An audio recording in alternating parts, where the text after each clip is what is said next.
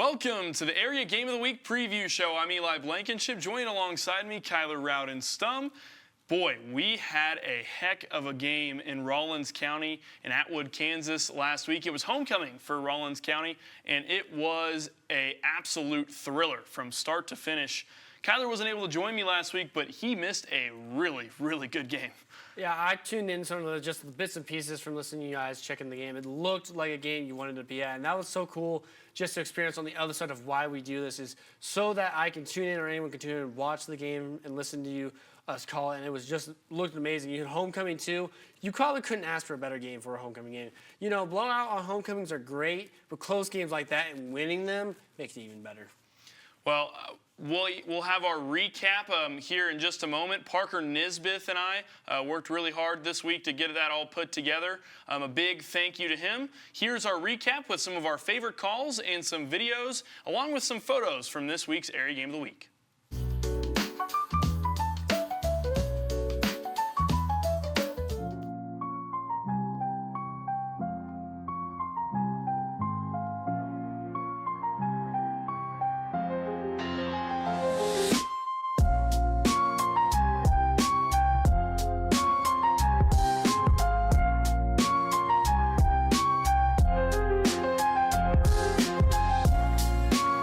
Live from Rawlins County, Kansas, it's the Buffaloes and the Golden Eagles in Week 3 action.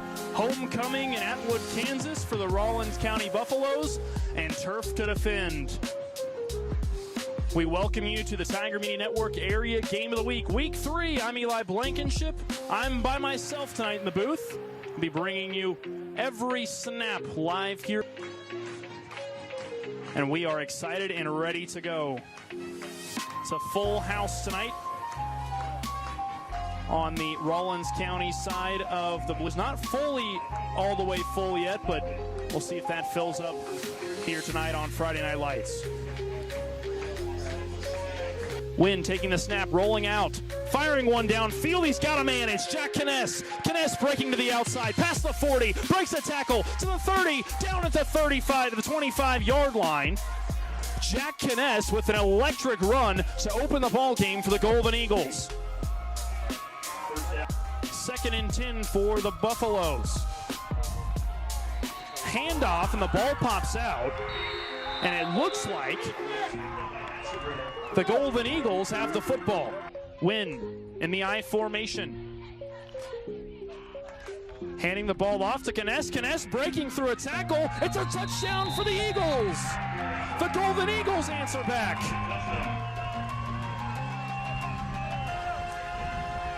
Score level at 6 apiece. We've got a ball game. Receivers out to the right. Sends Shumley in motion. Rolling out to the right, launching one downfield. It's got Drew Dewey with a big reception for the Rawlins County Buffaloes. The Buffaloes are in business. And an electric play for Drew Dewey, the senior receiver. Deep in Trigo territory. Prideaux under center. In the I formation. Hands it off to Paz. Paz going right into the end zone. Touchdown Buffaloes. They take a 12-6 lead. Ashenbrenner back to receive it for the Eagles.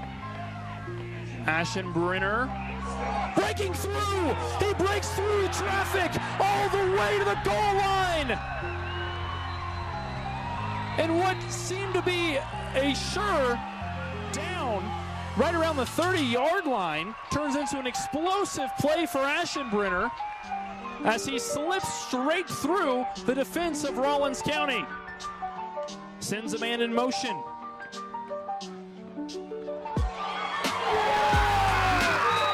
And Prideaux intercepts the football for the Buffaloes. I blinked for just a moment and it completely changed hands there, and it seems like this side of the field's been cursed for both teams. And as to his left in the backfield, one receiver to both sides. Play action, back to throw it, it's a deep throw, he's got a man, it's caught all the way into the end zone, an electric play, Jared Ashenbrenner on the catch.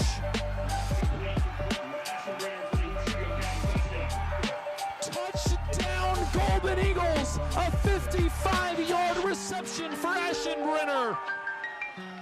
Prideaux under center in the I formation, 2 running backs behind him. The handoff, it goes to Chumley.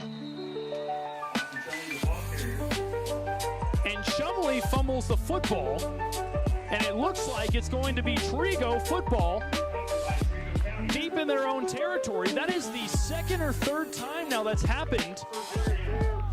Wynn with one to his left in the backfield, 2 receivers out to the left. Wynn back to throw it, fires one downfield, it's overthrown and intercepted. Picked off by number 30, Worthy. 1 to each side of the backfield, taking it himself this time, running right up the gut, aim for the touchdown! Rollins County back on the scoreboard!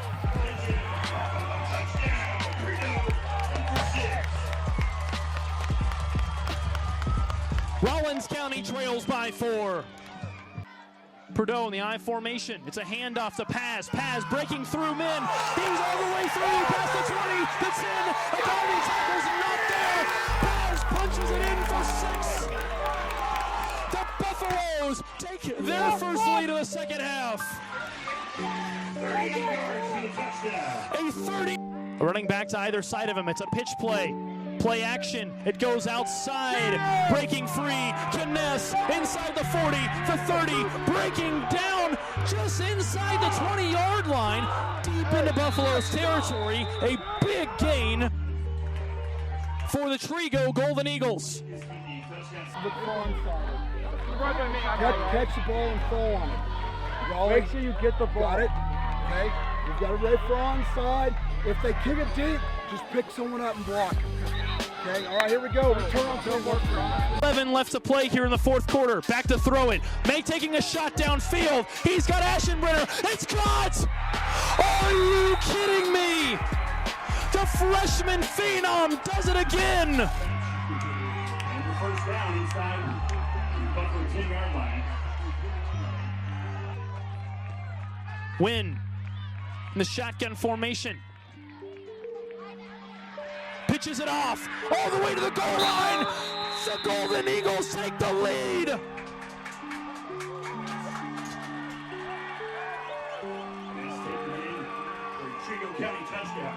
Kness with the dagger. The lack of serious injuries that we had tonight, Father, thank you so much just for allowing us to play the way we did. Lord, thank you so much just for allowing me to be a part of this, man. Just be a part of this group. It's so special, man. It's so special, such a special group. Father, again, we Hey, that's a hard-fought football game. That's a hard-fought football game. You look like you put your hands down a little bit in that 3rd quarter. Got him back up and won a football game. Got him back up and won a football game. So proud of you, man. Hey, who's the best? We are. Who's the best? We are. Who's the best? We are. How you win? I see. 1, 2, 3. Go Eagles! Yeah, baby.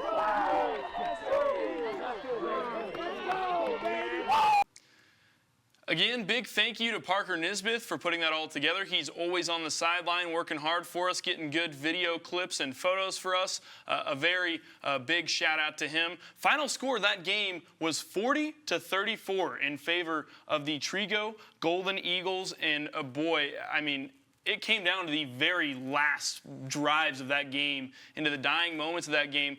Trigo had 144 passing yards, 178 rushing yards. And it was an interesting dynamic for that particular game because there was a lot of turnovers from both teams, really, because of how wet the field was. And it made it really hard for both teams to hold on to the football, and it caused for some very interesting interactions on the field. And that's the one thing about football that differentiates it from almost every other sport in general is the weather conditions. You don't have the same gym, the same field, the same conditions every single game. You might have similar ones, but some games it might be sunny and 75. Other games, like you said, it's going to be wet, it's going to be rainy, and that drastically affects the effect of throwing the ball, passing it, how well you hold on to it. And so these games like this add so much extra effort for the both teams need to put into it to make it, you know, which team's going to come out on top and who's going to get that extra effort in that. The Golden Eagles offense was led primarily by Ashton Wynn, who really had a heck of a game, and he's kind of a dual threat quarterback. So for him, he's able to throw the ball and really sling it downfield, but other times he's able to scramble in the pocket, and it makes him a really good weapon for the Golden Eagles to have and opens up the playbook a lot for them.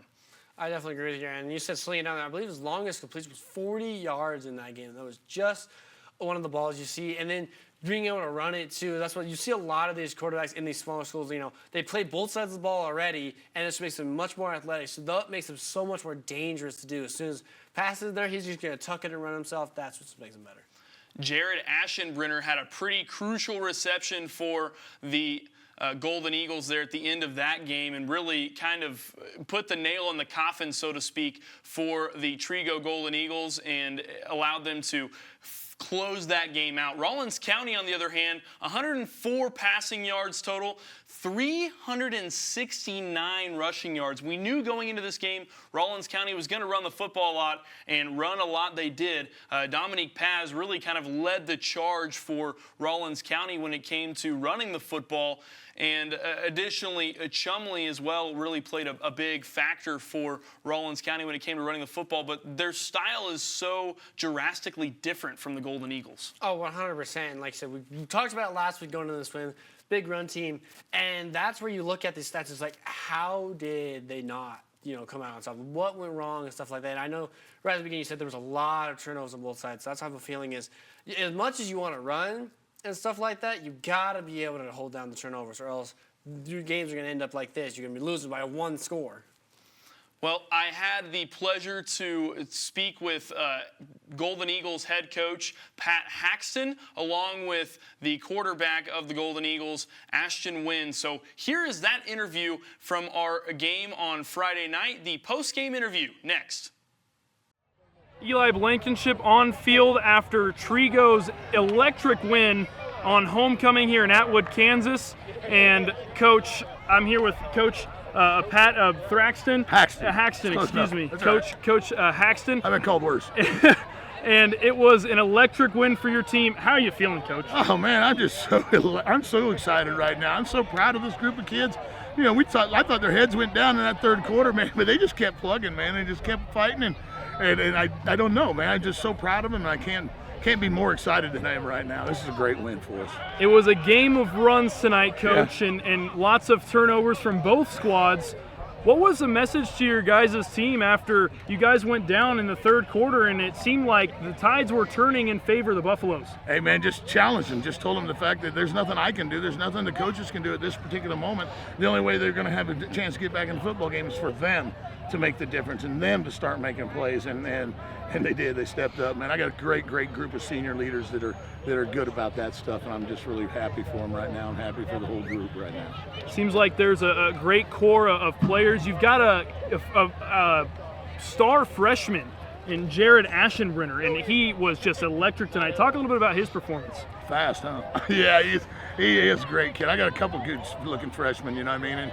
And Jared got hurt week one, first half against Hill City, didn't play at all last week, so this is really his first live action. I mean, as far as running our offense and playing defense, and he kind of winged it because he couldn't come back to practice till Tuesday or after Tuesday, and that's our offensive practice. So, we just relied on him paying attention and while we were practicing and learning it as we were going, and I love him, man. He works so hard. He's just forever been working hard. He's been with me since he's like a third grader coming in the weight room and working all summer and stuff. Yeah, you can't say enough about him. And he obviously is very fast. That helps.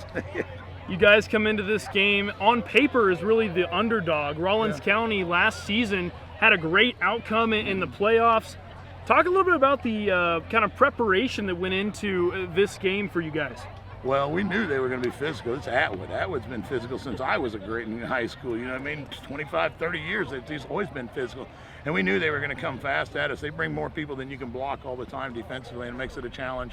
But again, I got smart kids. I got kids that have played a lot of football. Those seniors have been playing since they were freshmen, you know, and so they understand our scheme. And actually, Ashton Wynn, my quarterback, you know, he several times is, let's do it this way, let's do it this way. And I give them that privilege. I do. I change it. I'll listen to you because you know what's going on. You're in the middle of the action. You've been running this offense for 3 years.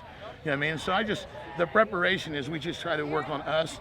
You know what I mean? We threw a couple of wrinkles in. We threw that jet stuff in a little bit just to get them because we wanted to slow them down a little bit because they are very physical and they come after you. So, you know, but again, I got smart kids and good kids who played a lot of football. Well, Coach, I appreciate your time. Is there anything else you'd like to add? Nope, just go Golden Eagles. Thank you. Appreciate it, Coach. Thanks, appreciate that. Live on field after their win against Rawlins County. It was a heck of a win for you guys. How you feeling after this electric win? Oh, I feel great. It was just fun playing. The atmosphere was great. Both crowds were going at it, and just it was heart. You guys, on paper, really weren't the favorite to win this matchup. You knew Rawlins County was going to be a tough battle. What was the mindset coming in for you guys' team? Well, Rawlins County had played good the first 2 weeks and hadn't had to play the second half, and we knew we were going to have to come out and hit them in the mouth every play. You guys came out of halftime leading by 10 points. Turnovers was really the story of tonight's game for both squads. Talk a little bit about the momentum shifts from tonight's game. Well, with the wet conditions, the ball was a little bit slippery, and you could tell people would slip on all the time, and you couldn't always put your foot in the ground and change directions as easy as always. Anything else you'd like to add after this electric win? I mean, a heck of a win for your guys' squad. Nope, thank you. Thank you. We're going to move on to the Kansas high school sports section of our show.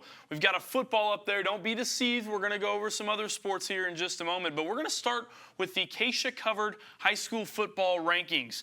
We're going to start in Class 6A. At number 1 is Manhattan. They start out the season 3-0, and after a very thrilling win this week against Hayes High School. Very, very close game. 10-8, barely winning that one with a field goal in the fourth quarter. Just going over because, mind you, all the scoring was done in the second half. No scoring in the first half. Great defensive plays on both sides. And then Hayes wasn't able to score until the fourth quarter. All 8 points came from there. Just those are the games you love to watch. You know, for being a 6A versus a 5A, huge, huge day, no matter if they won or lost for Hayes. Was certainly quite the rock fight for that game. Wichita Northwest comes in at number 2 in the 6A rankings. They start out the season 3-0. They're from my neck of the woods. Additionally, Derby sitting at 2-1. Their only loss coming from Hayes High School at the very beginning of the season. And so that's kind of a testament to how talented this Hayes High School team is going to be this year and how difficult they're going to be able to take down in Class 5A. I definitely agree with you there. Hayes High, like I said, playing both 6A teams already 3 games into this season is just incredible. Again, they're getting the skills needed going into the playoffs because playing those easier teams, playing teams like that is not going to really help you going into playoffs. Yes, they're nice, easy wins. They bump your score. They look nice. But the big wins, win or loss, is playing those teams are going to give you the skills you need, makes the mistakes that you know you have to fix before going into the playoffs, and just makes you an overall better team. Coming in at number 4 is Lawrence Free State. They are sitting at 2-1. And then coming in at number 5 in Class 6A is Mays High School, which is my alma mater. They're sitting at 3-0.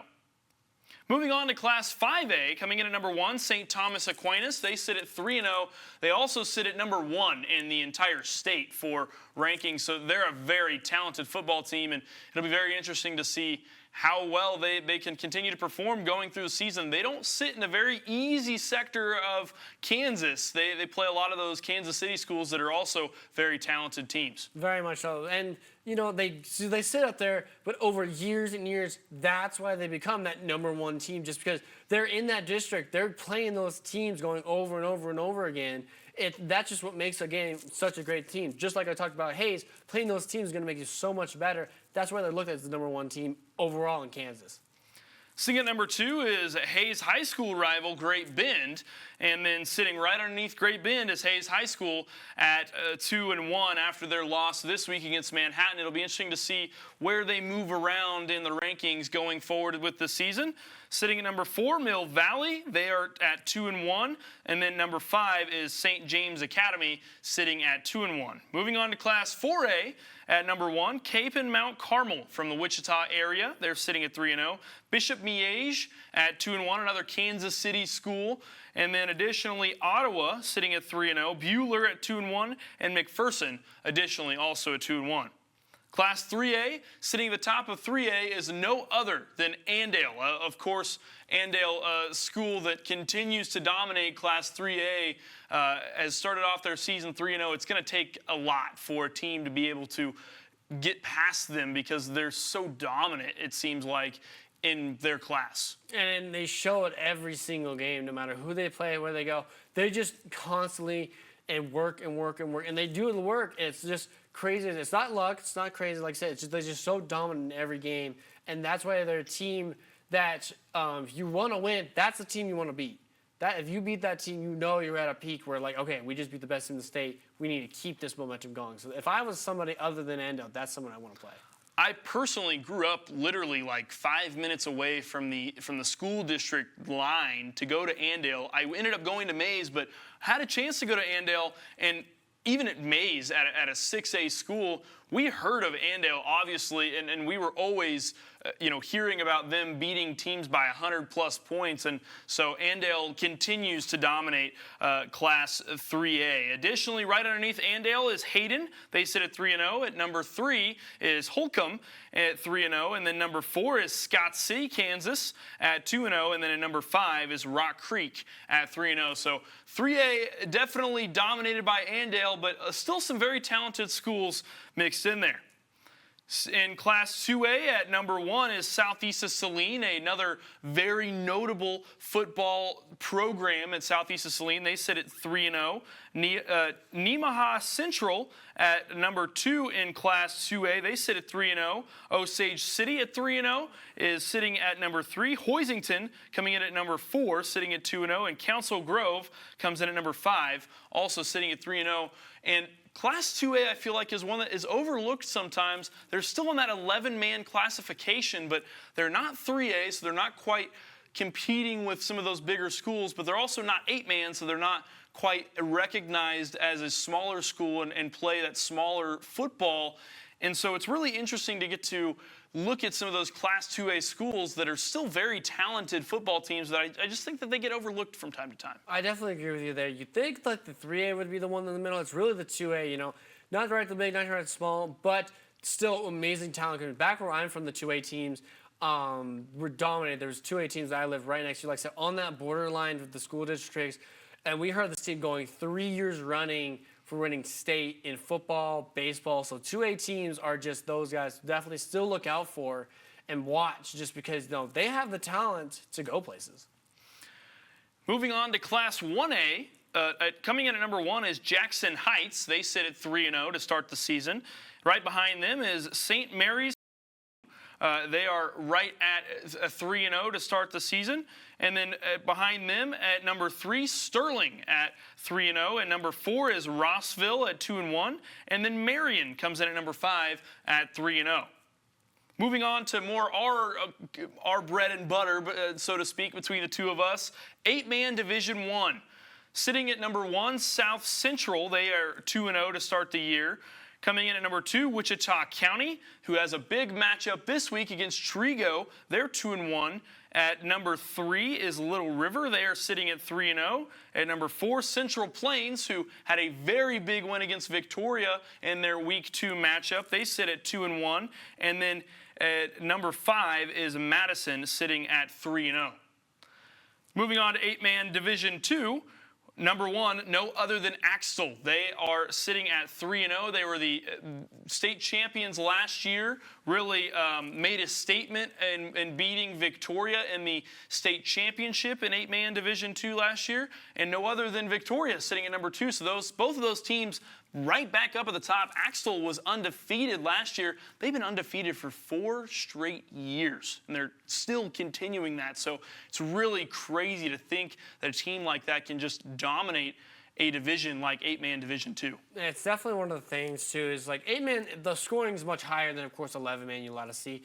And so the fact that they're able to capitalize on every single aspect of it, it's like 4 straight seasons is just incredible because that's a whole generation from freshmen to seniors gone. So that means they're not just have, a great group of players that came through and are good the 4 years. It's every single year they're teaching the players, they're coaching the players into making a great team. It's not they just got lucky with a couple of players, it's they're coaching them into great teams. And that's why they've had the success they've had.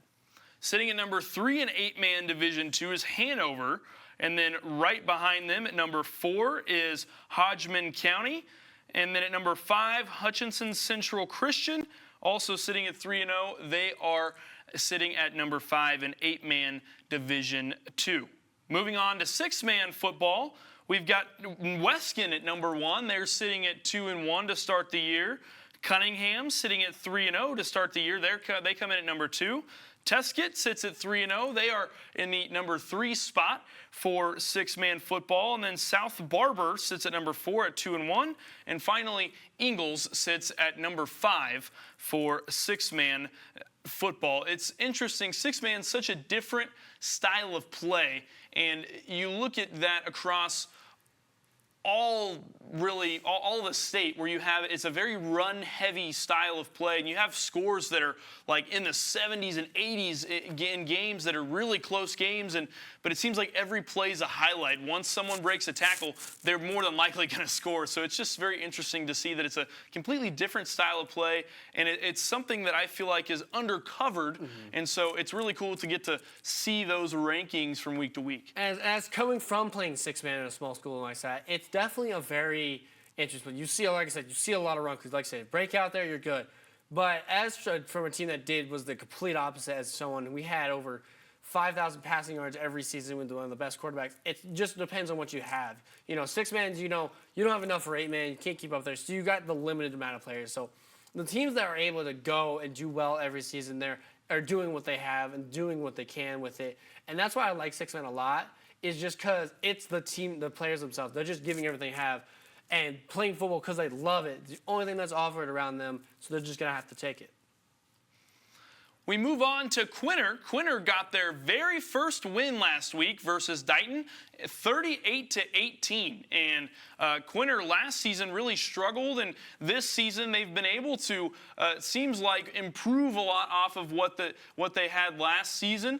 Very similar core group of players this year, but you and I got to cover them a lot last year with Tiger Media Network, so I figured it'd be cool to kind of throw them into our show. Our very own Connor Adams got to be on the call last week for that game, and of course TMN covers that entire school for a lot of their events. So be sure, if you're interested in Quinter and you want to see some 8-man football, tune into the Quinter Schools YouTube page, and that's where you can find all their live stuff. It's always a really fun time to get to call for Quinter. It really is. And so last season they struggled a lot really lately, but they had a really, really good group of freshmen come in that were undefeated in the middle school year. So the fact that they're in there already doing a lot better, helping this team out going through the season. I'm curious to see how well they do in this rebuilding year is what I'm going to call it. And it's been very good. But the reason we really did a lot more of the overall rankings this week is because districts start this next week. Districts are a huge thing going into the playoffs with multiple different things that affects playoffs and who plays where. A lot of the teams, so the 4 teams, if you're in the top 4 in your district, everyone goes to state. The top 2, though, are going to host games in that first round playoff games, and that is really big to have going into early first round playoffs, because having that home field advantage, you have the crowd, you have a field you're used to playing on, you get all week to play on it, you're just there, you don't have to adjust anything, the temperature, you're ready, you're there, and fire to go. And so districts going in the rest of the season is going to be huge for every team. The wins are going to be bigger, losses are going to hit a little bit harder. The stakes continue to rise in all of 8-man football, additionally in all of really Kansas football as a whole. And as you mentioned, district play, that's when things get really interesting, because a lot of those teams see each other, year after year, and there's those big rivalry games that are just anticipated from the start of the season. Also, let's not forget about volleyball season that's underway. There's currently multiple teams in Western Kansas. They're having a great start to their season. In Class 2A, Oakley sitting at 18-0 entering the week and was ranked number 4 by the Kansas Volleyball Association poll last week. Certainly a team to watch going forward, going into the later parts of the season. They're going to be one that's going to be chasing down a title, I think, in the playoffs. I definitely agree with you there. As having friends from Oakley, they always tell us they've always had a good season, but they never really got to the thing. But in volleyball, going 18-0 is very, very impressive. You know, it's one of those things where you play multiple games a week, multiple games a day, and so you could be very tired, you could be worn out, but they keep going at it every week, every day, and it's really, really impressive to see them, you know, continue to evolve and then keep this 18-0 streak. You know, as everybody else, everyone's looking at them to finally be the first one to beat them, but as a team themselves that's up so high, and they just need to keep this momentum going, especially, like I said, going into the later phase of the season and going to postseason, they look like they want to take the ship. In Class 1A Division I, Quinter was ranked number 9 and enters this week with a 10-5 record. Shaylee Ballman, one that we've seen in basketball. She's kind of a multi-sport athlete. She is one of the top defensive players in the state, averaging 1.47 blocks per set. And so she's certainly one that will be one to watch this year. Ingalls in the top-ranked team in Class 1A Division II last week suffered its first loss of the season last week to Montezuma South Gray. The Bulldogs enter the week at 15-1 and are powered by senior Olivia Stein, a Wichita State commit.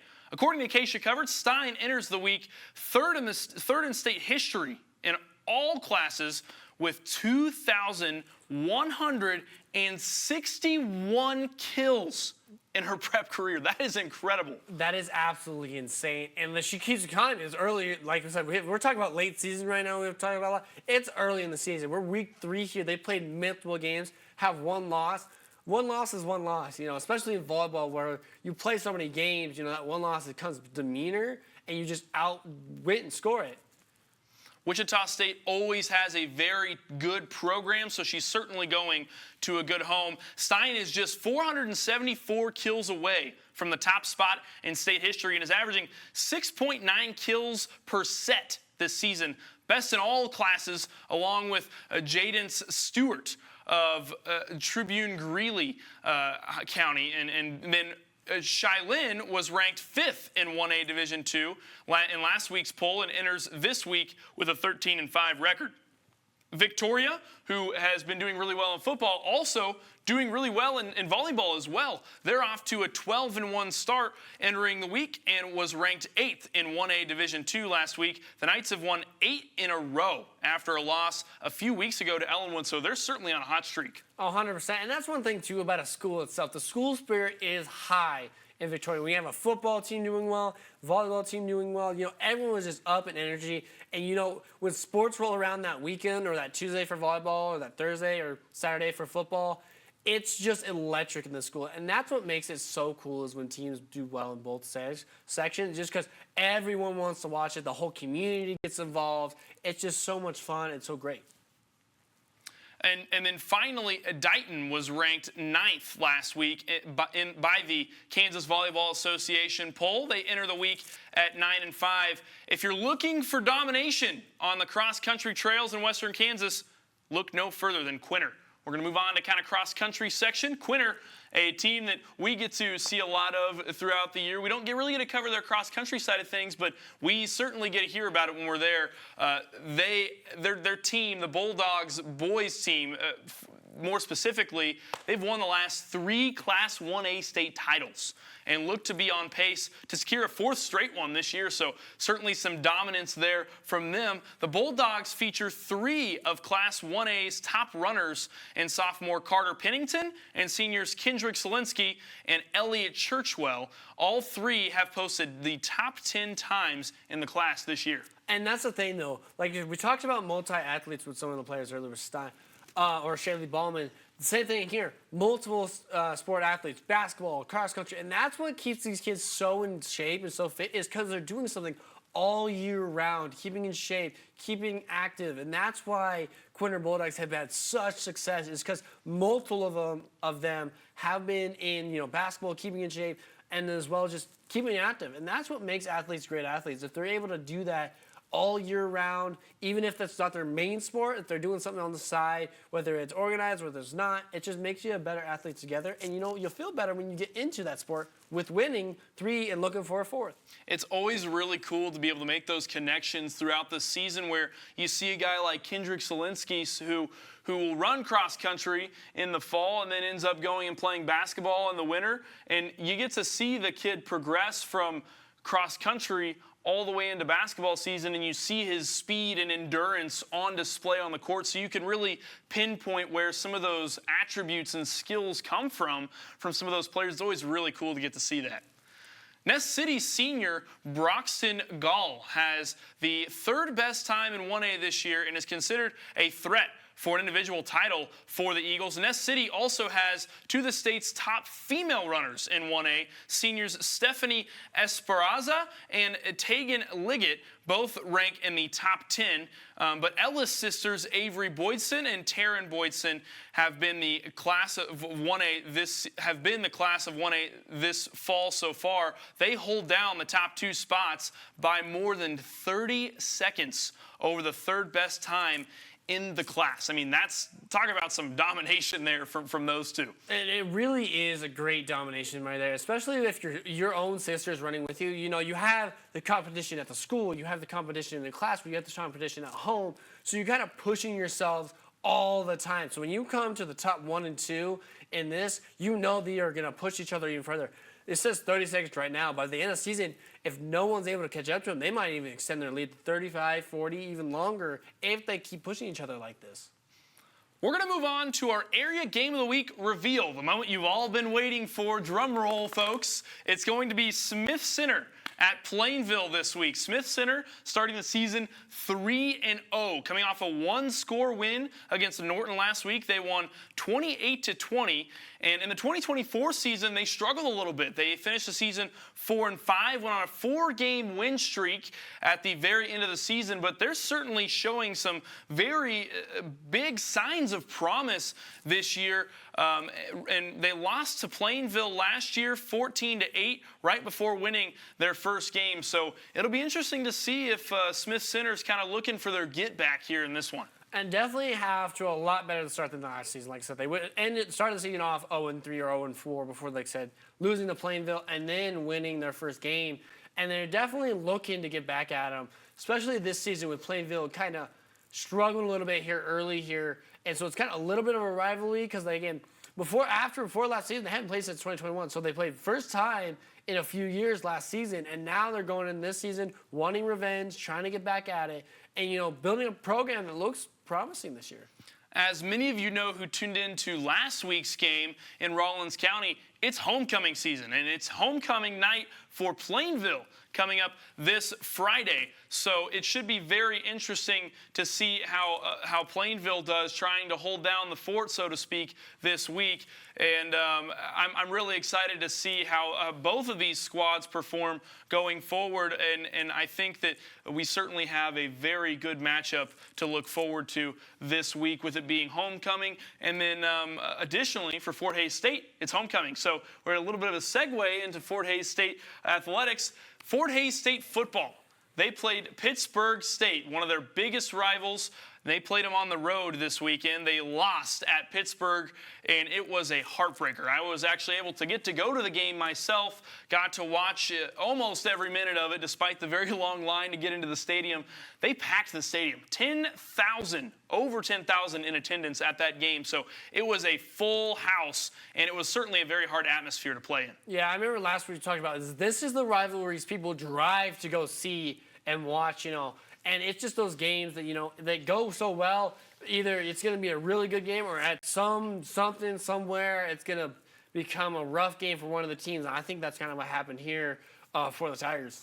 Fort Hays State had the lead at the end of the third quarter, 16-10. There was a scoreless third quarter. So coming out of halftime, the third quarter was so back and forth that it really wasn't much of it didn't seem like either team was really picking up a whole lot of momentum. And then come fourth quarter, all of a sudden, Pitt State turned it on. And it seemed like it was just the flip of the switch. And all of a sudden, it was a just barrage of offense from Pitt State. They put up 21 unanswered points in the fourth quarter, and that really sealed the deal in the game and really caused Fort Hays State to lose that one in the end. But it was a valiant effort from the Tigers, who lost to Pittsburgh State on the road last year in what was another thrilling battle. They lost by just 1 point in a very crazy fluke play at the very end of that one last year. So they were really looking for their get back this year at Pittsburgh State. So it was certainly a heartbreaking loss for them.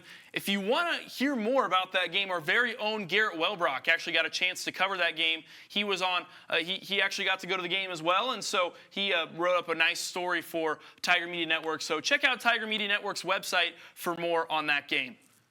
That's going to do it for us for this week's preview show. Be sure to tune in this Friday and when we're live from Plainville on homecoming night. Smith Center in Plainville will be our matchup. Coverage will start at 6:30 with yours truly along with Kyler Rowden-Stum. We thank you all for tuning in, and until next time, this has been Tiger Media Network's preview show for the Area Game of the Week.